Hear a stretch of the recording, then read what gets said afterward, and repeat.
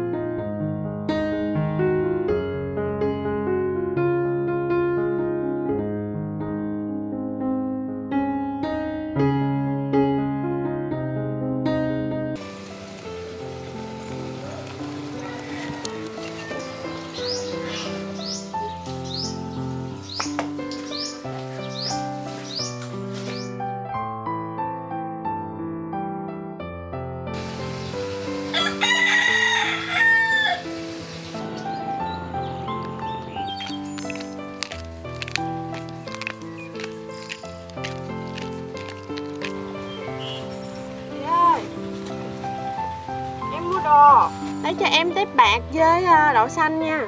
Đây, tép bạc đậu xanh rồi. Chị con cho em tép bạc nha. Rồi.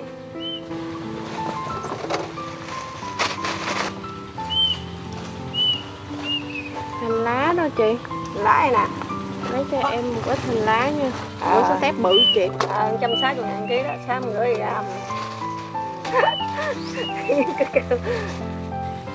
Gan. Rồi, em đi nha. Rồi.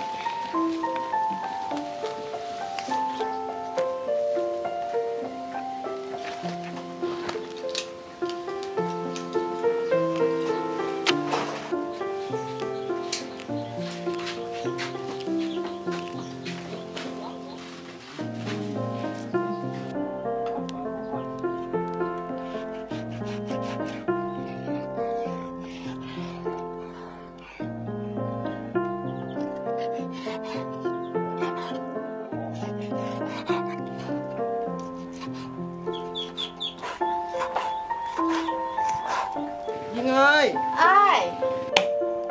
Đang làm gì đó cô? Làm bánh nè. Cho phụ với. Vô đây, vô đây.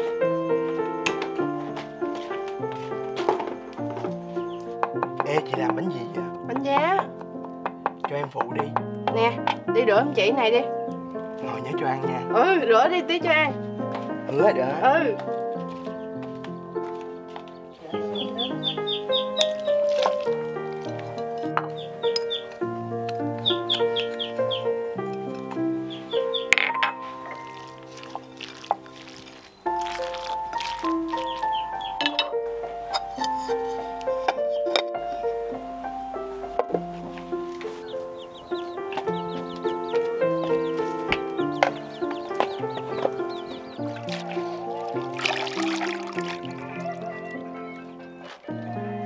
Chị sao nó có hứng mà làm bánh vậy chị? Chị biết em qua chơi làm cho em ăn. Có không nha? Làm cái này xong mình vô đổ bột là vừa.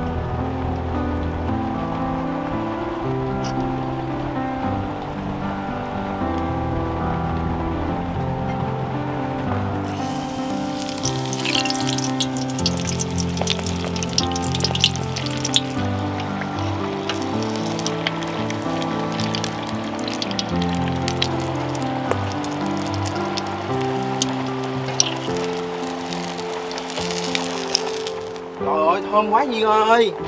Vô đây. Mưa quá trời mưa chị ơi. Ngày mưa lớn ha.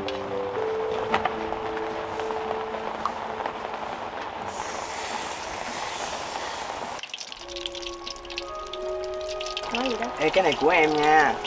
Ừ, để chị làm cho. Để cho 2 con tôm luôn ha. Phải để 2 con cho em. 2 con tôm nè. Đó.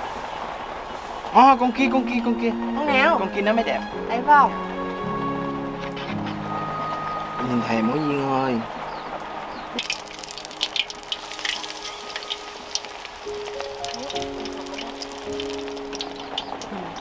Thì để cho em dạy chị nè.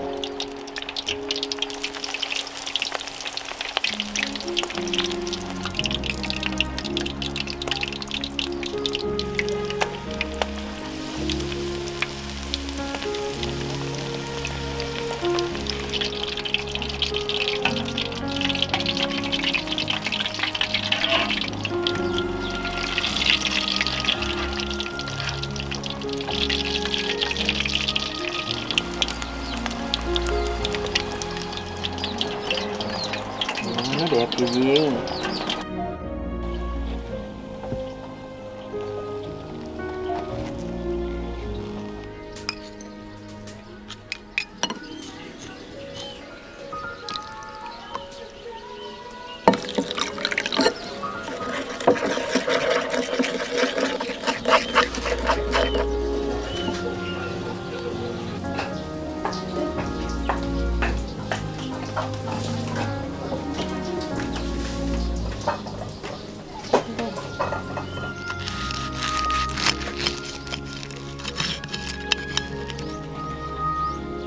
Ăn đi em. Thử bánh giá chị làm thôi nè. Em cũng có làm vậy, đâu phải mình chị. Em ăn cái của em đi. Lúc Ngon quá Duyên à. Trời ơi, hên quá trời tịnh mưa chứ không em khỏi qua ăn luôn nè. nhưng mà trời mưa mát mà.